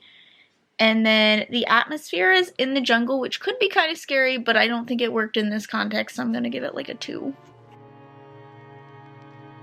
Then we have Night of the Living Dummy 3, and honestly, I'm so fucking over this one. I think what's the worst part about these is that it's just so infuriating because no one ever believes them. So, like, this one is the exact same plot over and over. Slappy shows up in someone's home. He starts doing bad things, and the parents don't believe the children that it's not them. This one there's like a whole attic of dummies, and this one just felt really low on the hijinks compared to the other ones as well. And we're trying to pass the blame on to other people, and like, I don't know, this one was just like, definitely the most lackluster of the dummy books up to this point. So, and I think this one's the last one as well. I don't really understand how Slappy got his own like spin-off and how he's like one of the faces. I mean, the first one was good, but the other ones definitely were not. So I don't know. We've seen this story over and over and over. It's tired and used too much at this point. Like, it would have been nice to have something totally different. So I think what was the atmosphere? It's like a 1 because it just takes place in their house. It wasn't even like at night or anything. And then Did They Beware? Kind of, again, like maybe like a 4. They don't really have much of a choice in these situations, and I felt like they did the best with what they could in the situations that they were given. They didn't make too many silly choices. My overall enjoyment of this was probably a 2. Again, not something that I really enjoyed anymore. But Bad Hair Day was kind of a fun time. I don't know why. I really didn't think I was going to like this one. I don't know. They got these like really weird looking covers halfway through the series, I feel like. Art style, but I don't know. I don't know if the stories just became so much more weird. This follows a young boy who loves magic, and he sneaks out with, I believe it's his sister, to go see this famous magician, and he gets picked as like to go up on stage, and then the magician, oh my god, the magician makes him disappear, and he sees like behind the scenes, and then the magician doesn't like come let him out of the basement, so he goes and like tries to sneak out, and on his way he finds like the magician's bag, and then he, you know, creates some hijinks with this magician's bag and has to seek the magician out for help. There is a plot twist at the end of this. The first plot twist that happens at the end of this, I was like, and then the second one I thought was pretty good. So there's always just got to be something ridiculous added into these, I swear. And I guess as a kid, like, you don't care. But as an adult, I'm like, what?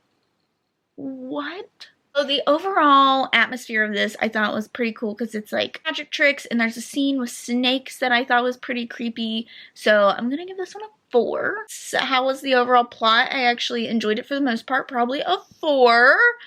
Did they beware? No, not really, no. And he made some silly choices, so I'm going to go with like a 2 on that one. And then my overall enjoyment of this was probably I'm going to say 3. Because it wasn't like amazing, but it was still fun. So I'm going to give that one a 3. Oh my god, I'm sorry, I binge read a bunch and then here we are. This one yet. Wait, I haven't finished this one yet. Okay, I'll be back. Beast from the East. This might be the dumbest one yet. I'm not even gonna lie. This one is so bad. These kids go camping and they get lost in the woods and they come across these beasts and they're playing a game of tag.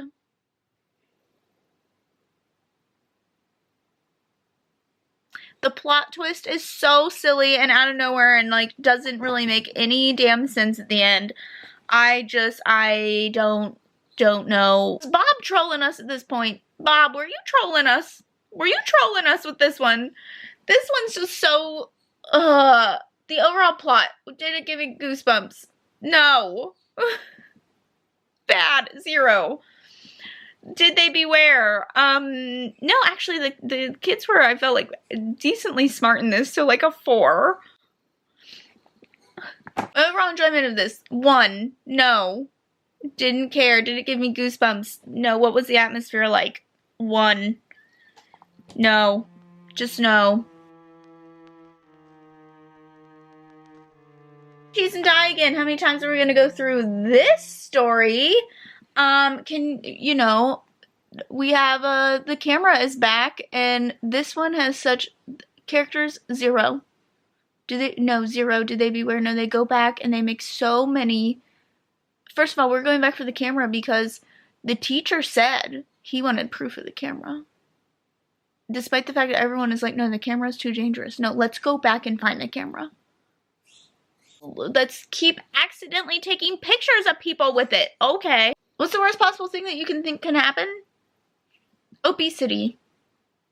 See, here's the thing. There is a decent amount of fat phobia within these books, and I realize that it's part of the 90s culture when that was like, diet fads were a really big thing, and I feel like obesity was on the rise and whatnot within like health articles and whatnot. So like I get that it was part of the culture probably during this time to like really focus on this. And there are some books where it just simply describes the character as fat and goes on with the story. But in this case, it is being put as like the worst possible outcome of the story. And like, did they beware? 0. No, they made the worst choices over and over. Was it spooky? The atmosphere is like a 1 because it just takes place like in school. What was the overall story plot? I give it like a 2, honestly. I mean, I like the camera aspect, but didn't like the overall plot of how it worked out in this book, and my overall enjoyment of this was like a 1. with another update. I did finish Egg Monsters from Mars. I'm not gonna lie, this one, it had me in the first half. It did, because this was kind of set up a little similarly to like It Came From Beneath the Sink, which I enjoyed. And this is about a boy and his sister has an egg hunt party for her birthday, and he finds this weird egg and like it feels weird and he can see that there's something inside of it, and he's like really into science and stuff, so he's like gonna take it in and investigate it and whatnot. And then like it hatches and it's something really weird, and he takes it to a scientist, and then like the scientist won't let him go. And that's kind of where it goes from there. I will say, I thought this was going to be kind of adventurous and fun, so I was enjoying the first half, but the second half just got really weird. In the end, I was just like, what the fuck? What is happening? So, yeah, the overall atmosphere, I do think, because we're taking place in a science-y area and like we're not being let go and we're like a prisoner, I think the overall atmosphere is probably like a 4, honestly. It's kind of creepy and you're dealing with like this thing, but then like, I don't know, did the character beware? I thought he made some, you know, he was working to the best of his abilities. For the most part, I'm gonna give him a 4, honestly. And was I in for a scare? I'm probably going to give it a 3 because, again, it had me in the first half, but then things went downhill pretty quickly. So, and then my overall enjoyment, I think, is also going to be a 3 just because, like, what the hell? What the hell was that ending? I don't know. Like, it was... So then Ghost Camp, and this one was pretty exciting. I like any of the ones that deal with like a camp seem to do pretty good. And I think it helps that a camp is naturally just kind of a spooky setting for some reason. Like a lot of horror films are set at like a summer camp. So like I feel like this goes with the atmosphere 5 out of 5. There's like a spooky, foggy atmosphere, and it's just good stuff. About brothers who go to this camp, and the camp counselor tells them a story about a monster, and then he tells them another story about how like this fog descended and turned everyone at a camp into a ghost. And so then we are learning that like there's weird occurrences happening with all the other campers, and that like they're being injured but like they're not being hurt, and like weird things are happening, so they're kind of realizing that, you know, they're ghosts. So then we get into possession, which is spooky stuff. So honestly, this one, were we in for a scare? The atmosphere 5. The overall plot, for me, probably, well, you know, I'm gonna give it a 5. I thought the 5, I think it was good. Did they beware? They were trying their best. I'm gonna go with a 4. There's some interesting choices that happened, but I'm gonna go with a 4, and then my overall enjoyment of this is probably between a 4 and a 5. I'm going to go ahead and give it a 5 again. I'm feeling a little burnout, so I'm going to give it the benefit of a doubt. But I think this one was a pretty good goosebumpy book. My battery's about to die. Of course you are. Don't you know I have to talk to you for 30 minutes about the rest of these Goosebumps books? Sheesh. I somehow skipped over... Oh, yeah, we're getting into the area now where I don't have them all, so hang in here with me. But next we have How to Kill a Monster. It's about a brother and a sister who go to stay at their grandparents' house, and the grandparents are acting kind of weird, and they're like, don't go in this room. So naturally the kids go in that room and they find a monster, and then they let the monster out, and then like the grandparents just left them there. Were we in for a scare? No. The atmosphere, I mean, it takes place in a house in a swamp, but no, not really. There is a basement scene. I'm going to give it like a 2. Did we get goosebumps? The overall plot of this, honestly, is just not there. I'm probably going to give it a 2 as well. Like, it's just not a very strong contender of the Goosebumps books. It's kind of all over the place. And then, did they beware? No, the characters were quite dumb in this. They literally did everything they weren't supposed to. They're getting a 1. And then my overall enjoyment of this is probably also a 2. We have Legend of the Lost Legend, and this again is more of an adventure book, so I thought that I would enjoy this one a little bit more, but it was very meh to me, to be honest. It wasn't really scary at all. This is about like a brother and a sister who their dad is looking for this ancient manuscript called the Lost Legend, and then they end up coming across like this woman in the woods, but then there's like a trial, and normally trials are my shit, but like this wasn't it. This just wasn't it. It was weird at times. It was okay. Honestly, it's the overall plot of this is probably like a 3, to be honest. Like, it was okay, and then things get really weird, and then like there's a thing that happens at the end that kind of makes sense, but like, I don't know, something about this one just didn't work. I don't know what exactly it was that didn't really work. I think it was just like the things that were happening in the trial were just like so weird and convenient at times, and so like it's just a 3. Did they beware? I mean, they were just doing the best of their capabilities. Again, 3. Were we in for a scare? The overall atmosphere I don't think is that scary, so I'm gonna give it like a 1, to be honest. And then just like weird things start happening, and my overall enjoyment of this is probably also 3. Like, it was okay, but I didn't love it. It was pretty forgettable. Attack of the Jack-o'-lanterns, and I know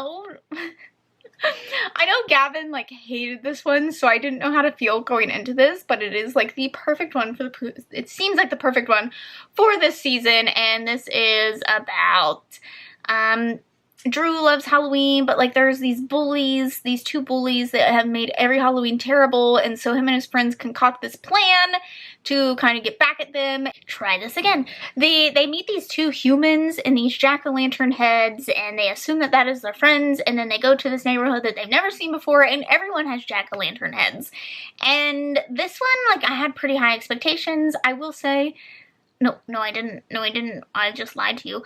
I didn't really know what to expect, but honestly, I thought this was a little bit better than I was expecting. I don't know why I just said I had high. I did not have high I do not know where that came from. That was just like a thing that flew out of my mouth. I for the most part, I enjoyed this. Like, it was good. The atmosphere, it's like Halloween night, the best time. There's all these creepy jack-o'-lantern heads, and so the overall atmosphere to me is probably like a 4.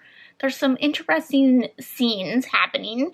And then I will say the plot twist at the end, though, I was just like, seriously? Right, sure, we'll run with it. Why not?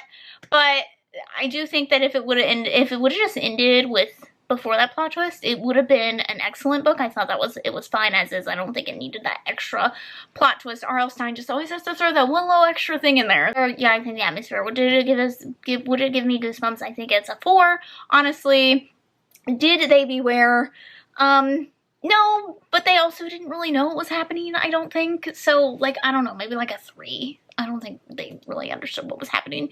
And then my overall enjoyment of this, honestly, is probably a 4. Like, it was okay. Like, it was enjoyable for the most part. Vampire Breath, I somehow skipped this one and just like kept rolling. I think because I'm getting to the ones that I don't really have, so I'm like kind of all over the place. So I'll come back, and I'm sorry, I meant to do these all in order, and I've now done this like twice. Calling All Creeps, and that is, if I had the physical book, I would literally, if I had it, that's what I would do to that book. Like,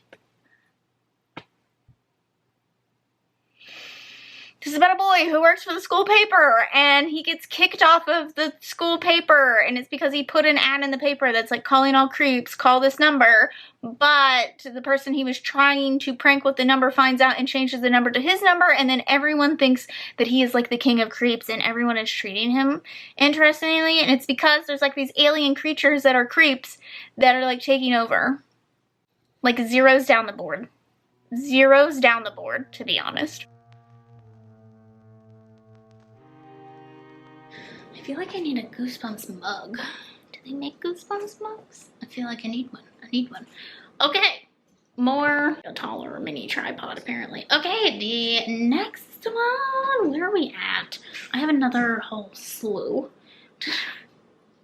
I can't can't just like talk about these when I'm finished them, apparently. I have to wait until I have like a whole stack to go over. Beware the Snowman. Now this one, is it just man? Beware the Snowman.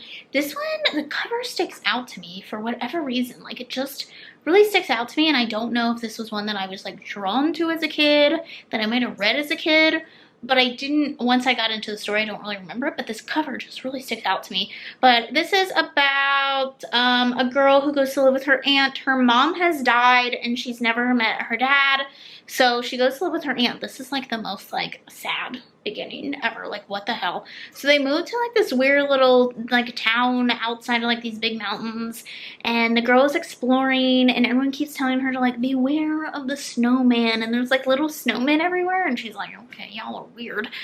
And her aunt is even like, no, it's superstition, like it's just superstition, don't worry about it. Okay, Aunt Greta, okay. So she acting sus. So we get there, they're in the town, and like she goes up to the mountain, she meets this like mountain man, and he's like, no, like you can't go up to the mountain, that's where the big snowman's at. And so naturally she goes to the mountains where the big snowman's at. Naturally. Oh, so girlfriend's already getting a 0, you know, in the beware category, 0. She goes looking for trouble. Atmosphere, I don't think really of this was spooky. There's, I mean, a cave kind of at some point, but other than that, no. I'm gonna give it like a 1. A 1. Also, this had the weirdest like family dynamic situation happening. The overall plot of this is, I give this one like a 3 because the plot twist like kind of actually makes sense. Kind of. Sort of. I'm gonna give it like a 3. My overall enjoyment of it is probably also a 3. Like it was okay, but it wasn't amazing. I didn't really care that much. Like it's very, I didn't feel hateful towards it, but I didn't also enjoy it either. Then we got How I Learned to Fly, and as you can tell, this one like doesn't seem like it's gonna be, okay. This one doesn't seem like it's gonna be very spooky off the bat, and that's because it's not. It's not. Not really. This is about a boy who just wants to impress the prettiest girl at school, and he ends up finding a book that teaches him how to fly. And of course he just magically has the ingredients in his house, as one does. And so he learns to fly, but then his arch nemesis at school also learns to fly. And then he starts having scientists break down his door and all this other stuff, and like things happen. But so the overall spookiness of this is a 0. Are we in for scare? No, this has never ever been set up to be a scare factor, I think, except for like the scientists are gonna come and like experiment. But other than that, there's no scare factor to this one. So this one's like a 0. Did he beware? No, he actively went searching for a way to fly. But after that, I think he made some smart choices after making the dumb choice. So like maybe a 4, to be honest. I think like he wasn't as insufferable as most of them. And the overall plot of this, probably like a 2, honestly. It wasn't like that great, and my enjoyment of this is probably also like a 2.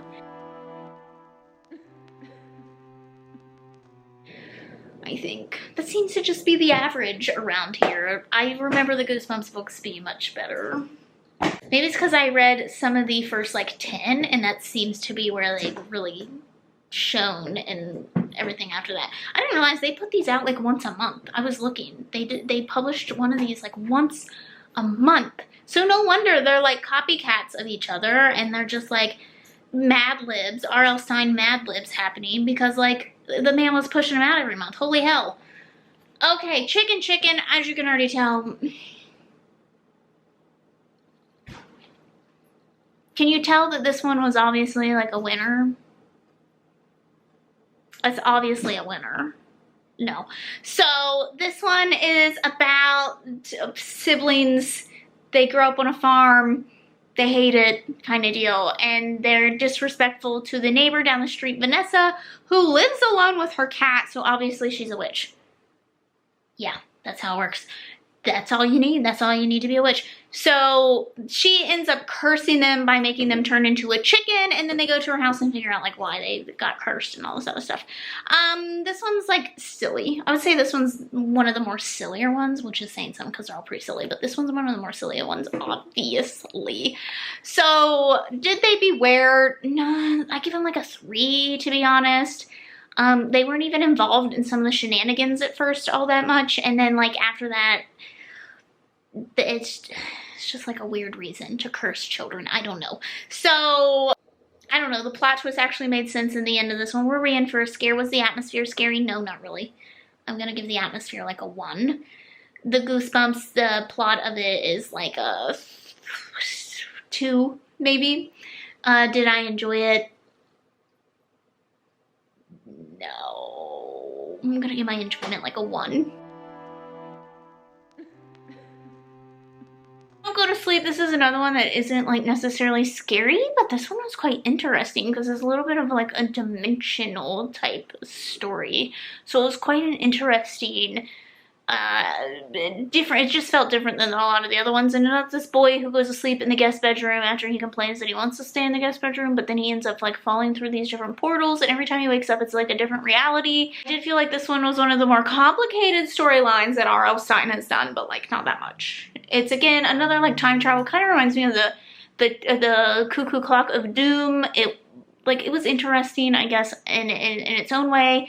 Were we in for a scare? No, we weren't ever. This was not like set up to scare you in any way, shape, or form. Like the atmosphere is like a 1. The characters, I mean, I'm gonna give him like a 2, maybe. No, we'll give him a 3. We'll give him a 3. He, you know, he's doing what he just wanted to sleep in the guest bedroom. Makes sense. And then he just happens to wake up in this reality. And like most of his choices are okay. Like it's whatever. He's a 3. And were we in for, Goosebumps, the overall plot, probably also a 3. And my overall enjoyment of this is probably also a 3. Like pretty mediocre to be. The blob that ate everyone. Now the overall premise of this one is actually pretty, I was like expecting another like monster blood type thing with the blob that ate everyone, especially because the cover is awful. Why does my hand look so tiny compared to my head? Oh, it's like, I'm like, why does this look so tiny? Awful. The cover is awful, and this is about a boy who comes across a typewriter, and basically whatever he puts into the typewriter actually happens. And so he writes about these blobs that eat everyone, so that's what happens, and he has to figure out like how to fix that. And I will say he knows. At first he doesn't believe it, but then he knows pretty early on that like the typewriter does this, but then he still goes forth and writes a story. So like he's getting a 1, you know? The plot twist, honestly, you had me up until the very end, and the very end of this I hate. I hate it. I hate the ending of this so much.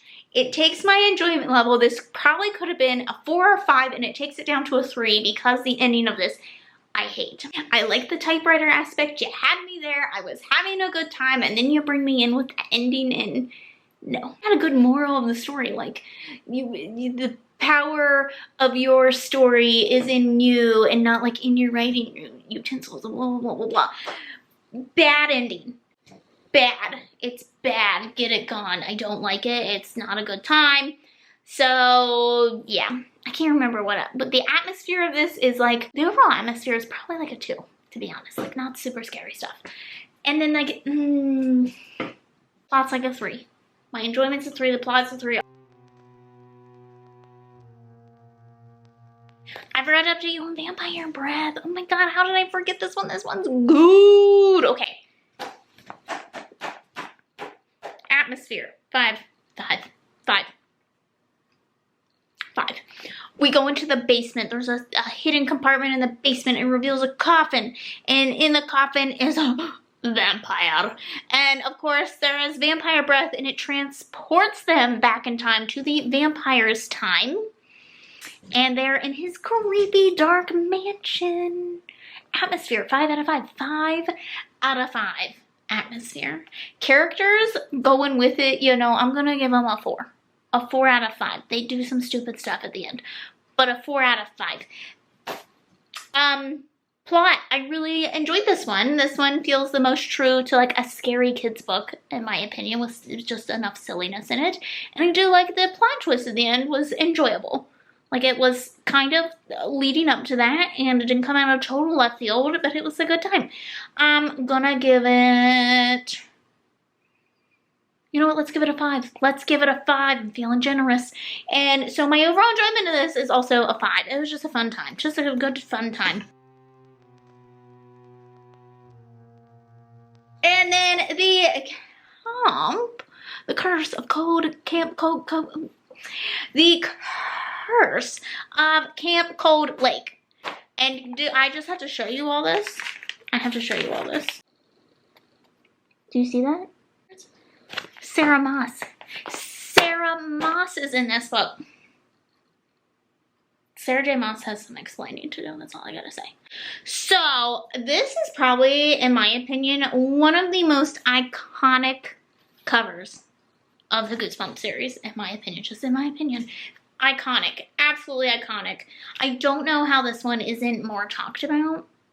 I feel like we hear a lot of, you know, Monster Blood and Say Cheese and Die and even Slappy, but like, and the Horrorland, which I didn't even like that much, but this one, iconic, again, at a camp, and there's a ghost involved. We're going to this camp, no one likes this girl, there's snakes and there's spiders involved, and you have to have a buddy in this system, and no one's drowned, but like, there is a ghost that is very obviously haunting Sarah Moss. And it is creepy atmosphere. 5. I gotta give it a 5. Did she beware? She was trying. She was trying her darndest. I'm gonna give the character, I'm gonna give her a 5. I enjoyed her. She wasn't as goofy as the other ones. I mean, she was still kind of, she wasn't as goofy. Then we have, the plot of this, I really enjoyed the plot of this. This felt like a true horror book. Like, this is what I would expect. Like, I would watch a movie, like, with this premise. Probably not R.L. Stein's version, a creepier version of it. So I'm gonna give this one a 5, and my overall enjoyment of this is also probably a 5. I really enjoyed this one. 6 more. I have 6 more. It's a really rainy day. I might be able to finish them today, and I'll be back with an update. Is lighting weird? It kind of is. It's a bit much, ain't it? So, we're on to the final 6. It's the final countdown. Okay. Final 6. The final 6. Oh my god. What a journey it has been. Okay, my best friend is invisible. You know how like some people like jokingly say that R.L. Stein is like the Stephen King for kids, which doesn't make any sense because like not even close. Nothing R.L. Stein has done has ever been scary in any way, shape, or form. I think that they are talking about how neither of them can write a good ending. Like, the endings ruin it. I think that's what that is in reference to, because my best friend invisible, trash. Like, it's okay, and then it's just trash. Who's into science fiction, and, like, he's just hanging out and doing stuff, and then, like, basically a ghost whispers to him and helps him out and wants to be his friend, but like the ghost won't leave him alone, and then there is a plot twist at the end and reveals what the ghost really is. I'm just like, okay, the atmosphere of this, it just takes place in like a normal house. Yes, there's kind of a ghost element to it, but honestly it's not really that spooky. I'm probably gonna give it a 2. Did the character beware? I'm gonna give it a 3 because I don't feel like there was much that the character could do, and also like at the end it doesn't make any sense. Anyway, the overall plot, probably a 2. It would have been creepier if it just wouldn't have had the ending. I don't know if the endings are I think the endings are supposed to add like an extra scare element, but they tend to just be more goofy than anything, and like it just doesn't work out that well. So no. And then my enjoyment of this was probably also a 2. It wasn't that good. Deep Trouble 2. I was pretty excited about this because, as I've said, Deep Trouble was my favorite as a kid. I didn't even know there was a second one. And this is very similar to the same plot line. Like the 2 kids go to visit their uncle at the Caribbean, and he's a marine biologist, and like they come across a discovery and they have to hide it from these people that board their ship and who are trying to harm them. And it's basically the same thing as that. However, this time the fish and the marine life in this area are like really big, and they don't know why. So we're getting to that, and it's a fun time. It's a good time. The overall atmosphere isn't all that spooky.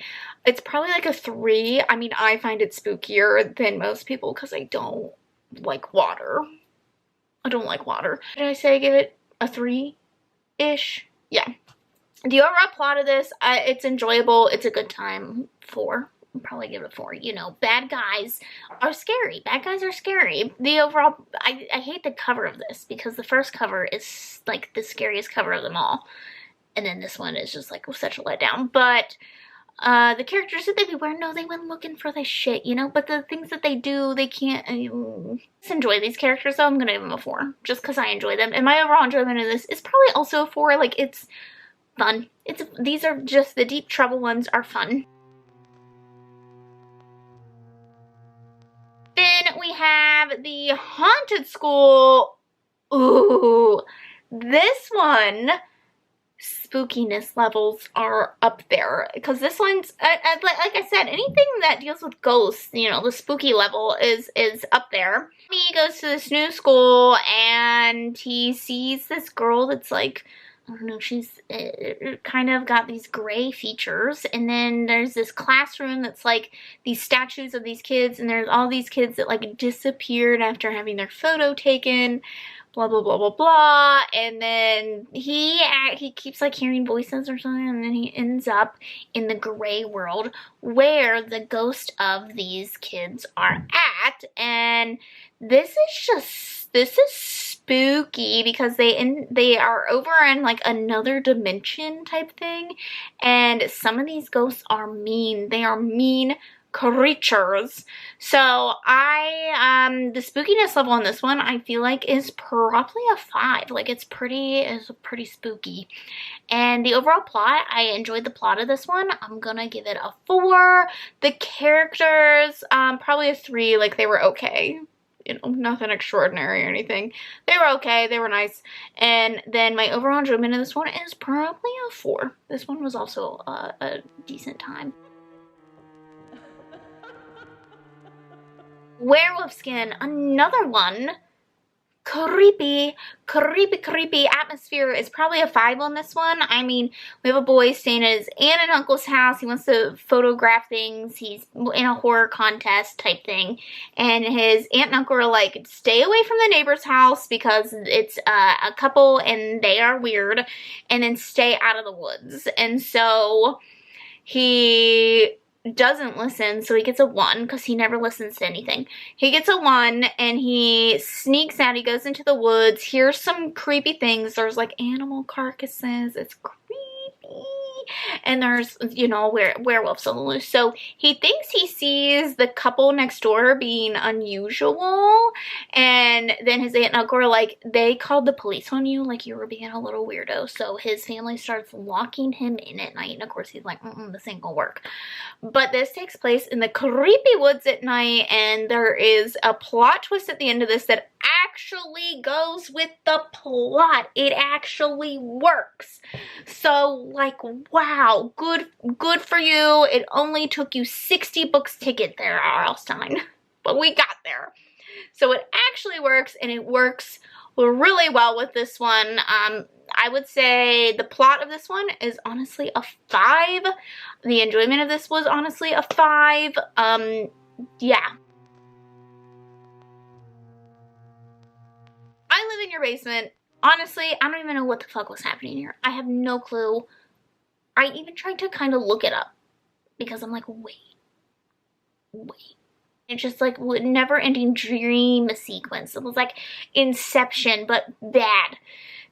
This is about a boy who gets hit in the head, and I was a little nervous that this was going to do with like some sort of like mental illness. He gets hit in the head, and then he hears or finds a note or something about this monster in his basement and how he has to take care of the monster, and then he, like, weird things keep happening and he keeps waking up in different scenarios, and like the people that he thought were there weren't there, and like weird things are happening, and then the plot twist at the end, I'm just gonna spoil it. The plot twist at the end is that the point of view is all from the actual monster, and that his mom is warning him not to play with humans, and this is a big one. R.L. Stine loves to throw in this weird alien monster aspect at the end, and I hate it. It is my least favorite plot twist, and he uses it all the time, and I hate it. It ruins every single book that he has done. It might have worked for like one. Maybe some kid would like it, but for the most part, it's just like, what? And this one was just like, it was just like a mashup of all these weird things. It just didn't work. Honestly, I'm probably going to give this one a 1 across the board as well, just because I mostly did not know what the fuck was going on. It was not a good time. And then I do not know why Monster Blood had to have so many sequels, because Monster Blood is not... It is not even the best book in this. I don't know why it got so many sequels. I do not know. And it is really unfortunate that this is the book that the original series had to end on. I guess it's good that there's spin-off series, because this is such a letdown, honestly. They start out kind of strong, and then this happens. Monster Blood 4, I think, is this one. And it's just, you know, we're following Evan and Andy and his cousin, and it's just infuriating his cousin. I hate his cousin. His cousin infuriates me. And Conan, the bully. And it's the same storyline over and over. We come across Monster Blood. However, Monster Blood this time is its own monster, and it like divvies up and creates more, and it's kind of like the Gremlins but with water. Every time they get water, they like grow, they multiply, and you know, they things kind of take care of themselves, and then the ending is just such a letdown, to be honest. So like this one just wasn't, this was such a bad one to let off on. The plot has just been reused and recycled in the series too much for me to enjoy it. My enjoyment of this like a 2, maybe. That's probably being really generous. The overall plot of this one, probably a 2. You know, I'm just going to give this one a 2. Well, the characters get a 1 because we've already been through this 4 times, okay? So the characters get a 1, but the rest of them get a 2, and it just, like, it was not a good time. So. Oh my god, it's done. It's done. I don't even know, like, what was the point of this, Allie? What was the point of this other than to, like, hate yourself? Let's just talk about what did I learn during this experience? Things that are nostalgic don't normally stand the test of time.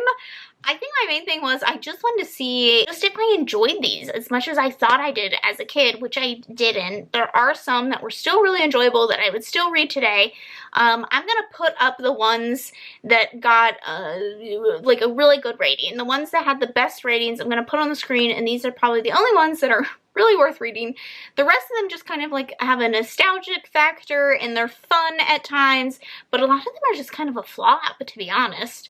And I know Gavin, when he posted his, at the end of his, he kind of went on more about like what this writing style means for middle grade and whatnot. And for me, I went into it, I think, just looking at nostalgic reasons and just wanting to kind of just read something fun for the spooky season, do something fun, thinking that this would be a fun challenge and not something that was going to be as rough as it was. This was rough, but I think I was trying to keep a pretty open mind and positive attitude going into all these, and like knowing that these were written in the 90s for children in the 90s when, you know, this was all this kind of writing really accessible and really pushing them out there, and these were like, I mean, they put these out monthly kind of deal and just getting these into kids' hands. And so I cannot I love the, just how Goosebumps have somehow affected like a whole generation of people, and like the obsession is real, my friends, and there's just something so heartwarming thinking about this time, even though it wasn't great, apparently, like the material isn't great, but like there's still just like, I have such fond memories of these books, and rereading them didn't really take away from that, and I have such fond memories of the show as well. And even though I only watched the first new movie, I think it's just interesting that it still has such a grasp on people, and that it has become kind of a little bit of like a cult favorite of some sort, and it's just like kind of known for its campiness and its goofiness, and it's just a good time, you know? I mostly just wanted to see which ones were the best of the best and which ones were just shit. So that was all I really set out to do here. And so here is the final listing in order of the ratings. The ratings were taken with an average of what I listed for each category. So here will be a listing of the order of them in best to worst. Because Lord knows there was a lot of those. So yeah. Anyway, I'm sure this video is long enough. I know that this wasn't as much of a fun vlog, but this was just more of just like my thoughts and feelings and reading these books and just having a good time, you know? Letting you know what was worth it and what was not. I will have a link to Gavin's video down below, which is much better. He really focuses on like what is actually good and bad about these books, whereas I'm just like, this was good, this was okay, this is, you know, yeah, this is fine. And Gavin actually kind of more critically looks at these, and it's much more interesting insight into it, honestly. Like and subscribe. So I will have Gavin's video listed down below as well. Let me know which Goosebumps books you remember loving or you still love. Let me know down below. I hope you all have liked this video. Don't forget to subscribe to see future videos from me. Thanks for watching, and I'll see you in the next one. Bye!